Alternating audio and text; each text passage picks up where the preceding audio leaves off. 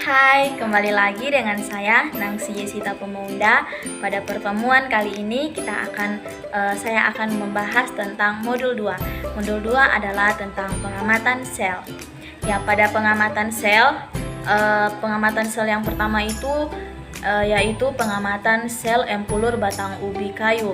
Nah, di sini saya sudah tidak akan menjelaskan lagi seperti pada modul 1 tentang alat dan bahan, akan tetapi di sini saya akan langsung saja menjelaskan yang saya pahami dari praktikum itu, dari pengamatan sel empulur batang ubi kayu.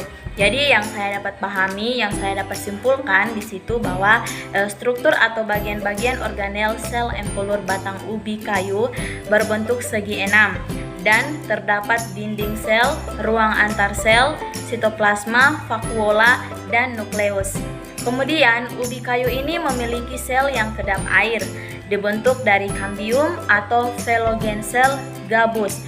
Bagian dalam merupakan sel hidup yang disebut veloderm. Bagian luar berupa sel-sel mati disebut phloem cell.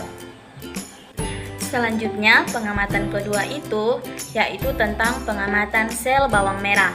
Nah, di sini saya dapat menyimpulkan bahwa pada praktikum pengamatan sel bawang merah ini memiliki organel sel seperti dinding sel, kemudian sitoplasma, nukleus, dan jaringan epidermis. Selanjutnya pengamatan yang ketiga. Pengamatan yang ketiga yaitu pengamatan sel epitel rongga mulut. Nah, pengamatan sel epitel rongga mulut ini dia berbentuk pipi berlapis banyak.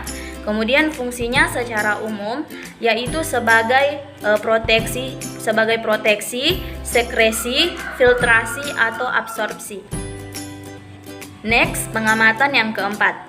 Pengamatan sel yang keempat ini yaitu pengamatan sel darah. Nah, di sini pengamatan sel ini ada dua. Yang pertama itu pengamatan sel darah manusia dan pengamatan sel darah katak. Kemudian di sini saya langsung menjelaskan saja, langsung ke perbedaannya saja.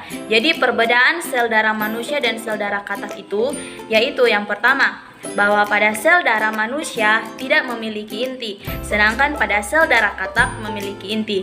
Kemudian yang kedua, konsentrasi sel darah manusia lebih pekat daripada katak. Dan yang ketiga, sel darah manusia berbentuk menyerupai cakram, bulat dan kecil, sedangkan pada katak berbentuk lonjong, pipih, dan besar.